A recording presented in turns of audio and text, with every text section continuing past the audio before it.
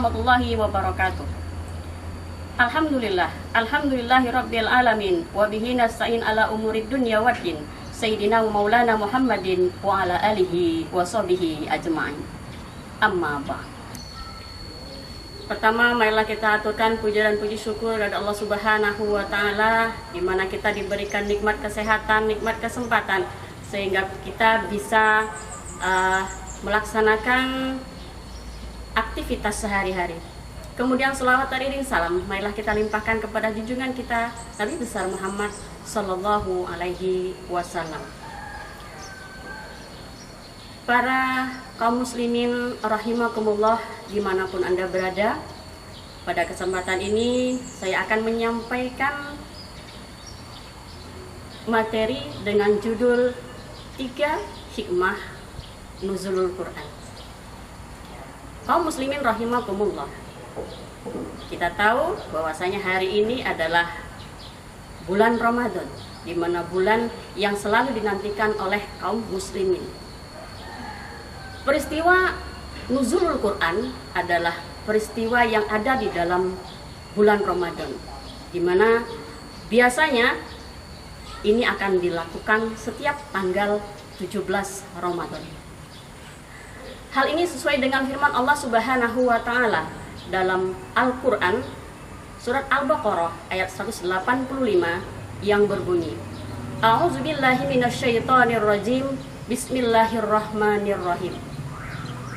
Syahrul Ramadan alladzi unzila fihil Qur'an hudan linnasi wa bayyinatin minal huda wal furqan.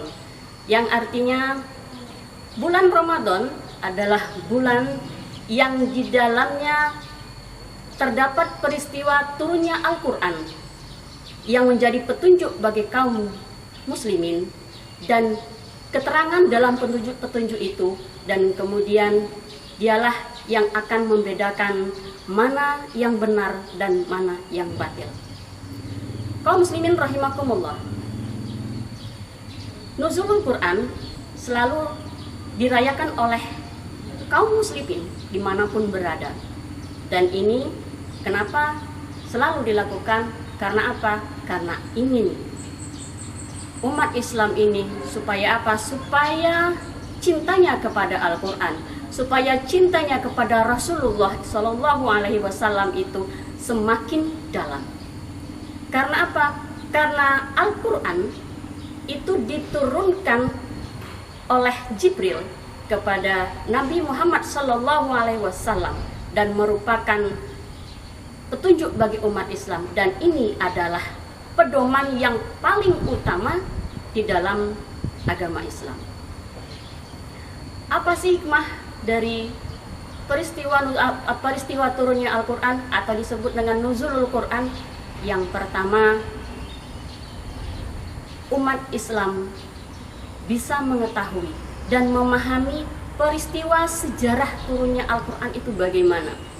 Mungkin pada kaum muslimin semuanya sudah tahu bagaimana peristiwa turunnya Al-Quran, di mana pada saat itu Nabi kita Muhammad Shallallahu Alaihi Wasallam berhalwat di Gua Hiro, berdoa. Di sanalah pertama kali beliau mendapatkan wahyu Allah yang pertama, yaitu surat Al-Alaq ayat 1 sampai 5. Apa bunyinya?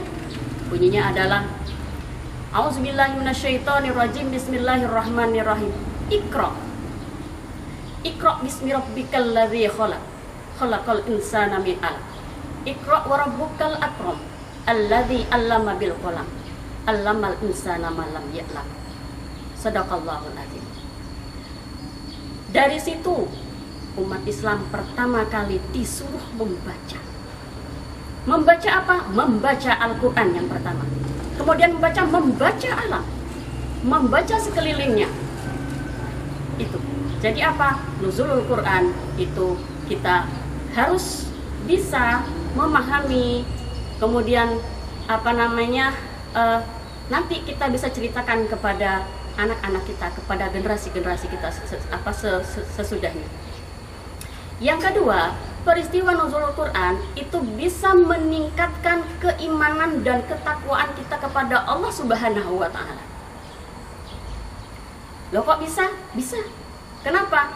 Karena dengan kita, orang muslim dikatakan beriman apabila dia sudah meyakini bahwa Al-Quran itu adalah kitab suci, kitab sucinya.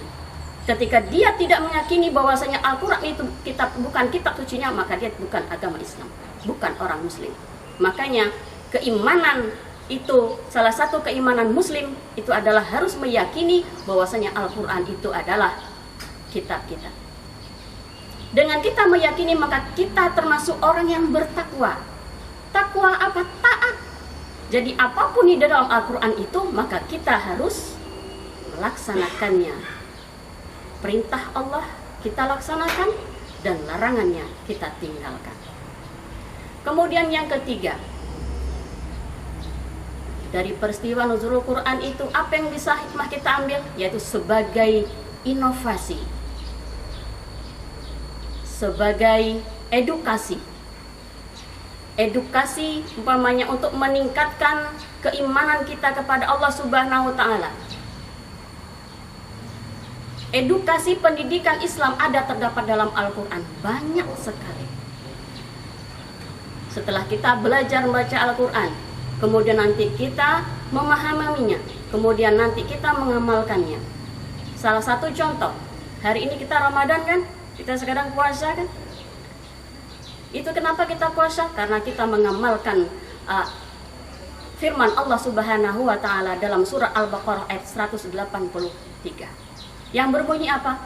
Ya ayyuhalladzina amanu kutiba alaikumusiyam kama kutiba alal ladzina min qablikum la'allakum tattaqun. Jadi disebutkan, hai orang-orang yang beriman, diwajibkan atas kamu berpuasa sebagaimana diwajibkan atas orang-orang terdahulu sebelum kamu. Artinya kita melaksanakan puasa hari ini adalah melaksanakan perintah dari Allah yang terdapat dalam Al-Quran. Adakah lagi? Banyak. Contoh satu lagi, dalam surah Al-Baqarah ayat 43 dijelaskan, aqimus shalah wa atuz zakat. Dirikanlah salat dan tunaikanlah zakat. Itu adalah perintah. Jika kita beriman kepada Allah, maka perintah itu akan kita laksanakan, kemudian kita terapkan dalam kehidupan sehari-hari.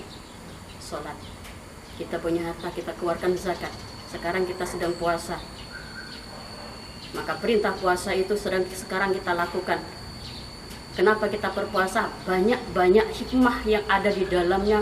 Ketika orang berpuasa itu sangat banyak sekali. Hadirin rahimakumullah, Al-Quran itu merupakan kitab kalam Allah yang sudah jelas otentik, yang tidak akan terjamah dengan tangan-tangan manusia untuk dirubah, tidak akan berubah, tidak akan bisa berubah, tetap itulah Al-Quran. Di dalamnya tidak akan ada perubahan, tidak akan bisa, karena itu dijamin oleh Allah Subhanahu wa Ta'ala. Jadi kesimpulannya, marilah kita rayakan nuzulul Quran dengan niat untuk meningkatkan iman dan takwa kita kepada Allah Subhanahu wa Ta'ala, agar kehidupan kita ke depannya bisa lebih baik lagi. Demikianlah materi singkat tentang hikmah nuzulul Quran. Mudah-mudahan apa yang saya sampaikan dapat bermanfaat bagi kita semua. Akhiru kalam, wallahul muwaffiq ila aqwamit thoriq. Wassalamualaikum warahmatullahi wabarakatuh.